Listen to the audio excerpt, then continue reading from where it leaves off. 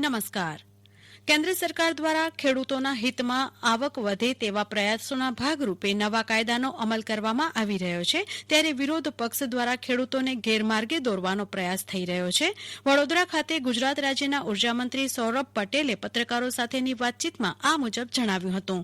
તેમણે જણાવ્યું હતું કે કેન્દ્ર સરકાર દ્વારા લાગુ કરાયેલા આ કૃષિ સુધારાઓનો એકમાત્ર ઉદ્દેશ દેશના કરોડો ખેડૂતોને સમૃદ્ધ બનાવવાનો, તેમની આવક બમણી કરવાનો છે. પ્રધાનમંત્રી નરેન્દ્ર મોદી, ગૃહમંત્રી અમિત શાહ, કૃષિમંત્રી નરેન્દ્રસિંહ તોમર તેમજ અન્ય વરિષ્ઠ મંત્રીઓએ વારંવાર સ્પષ્ટ કર્યું છે કે એમએસપીથી ખેડૂતોની ઉપજની ખરીદી, એપીએમસીની વ્યવસ્થા ચાલુ છે અને આગળ પણ ચાલુ જ રહેશે.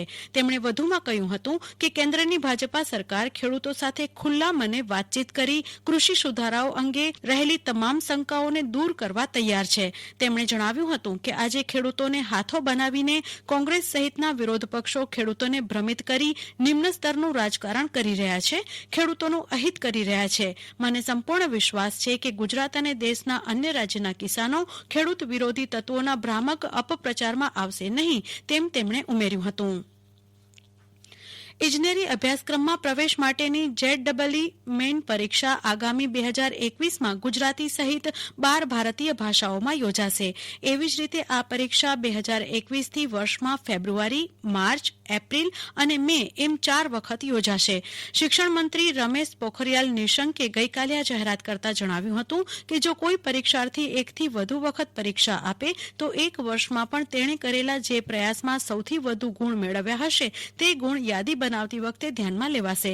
શ્રી નિશંકે કહ્યું કે પરીક્ષામાં વિદ્યાર્થીને 90માંથી 75 પ્રશ્નો પસંદ કરવાની તક અપાશે તથા વૈકલ્પિક 15 પ્રશ્નોમાં નેગેટિવ માર્કિંગ પદ્ધતિ અપનાવાશે નહીં. વર્ષ 2021માં ફેબ્રુઆરીમાં યોજાનારી જેડડબલઈ મેઇન પરીક્ષા 23થી 26મી ફેબ્રુઆરી દરમિયાન યોજાશે. વધુ સમાચારો પહેલા આ કોરોના સંદેશ સાંભળીએ. કોવિડથી બચવાના મહત્વપૂર્ણ 3 ઉપાય: માસ્ક પહેરો, 2 ગજનું સલામત અંતર જાળવો અને હાથ સાફ રાખો.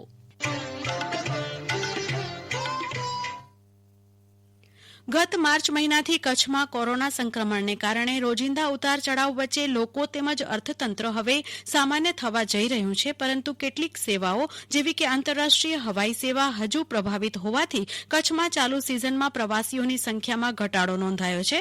આંતરરાષ્ટ્રીય હવાઈ સેવા બંધ હોવાથી હાલ લંડન, અમેરિકા, યુકે સહિતના દેશોમાંથી પ્રવાસીઓ કચ્છ તરફ આવ્યા નથી, જેને પગલે સફેદ રણમાં પણ વિદેશી પ્રવાસીઓ જોવા નથી મળતા. બીજી તરફ કોરોના સામેની સતર્કતા અને સામાજિક જવાબદારીને કારણે પણ પ્રવાસીઓમાં નોંધપાત્ર ઘટાડો થયો છે, ત્યારે પ્રવાસન વિભાગે વિવિધ નવા પ્રકલ્પો આ વખતે શરૂ કર્યા છે.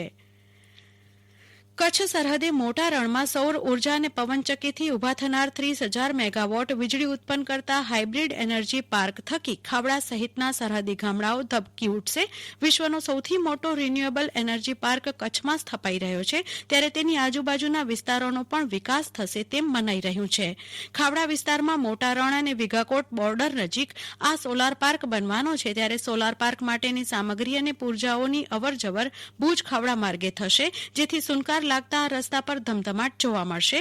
તે ઉપરાંત રોજગારીની તકોમાં વધારો થશે. રણોત્સવ બાદ એનર્જી પાર્કને લીધે ખાવડા સહિત સરહદી ગામડાઓમાં પરિવર્તન માટેની નવી દિશા ખુલશે તેવો આશાવાદ વ્યક્ત કરાઈ રહ્યો છે.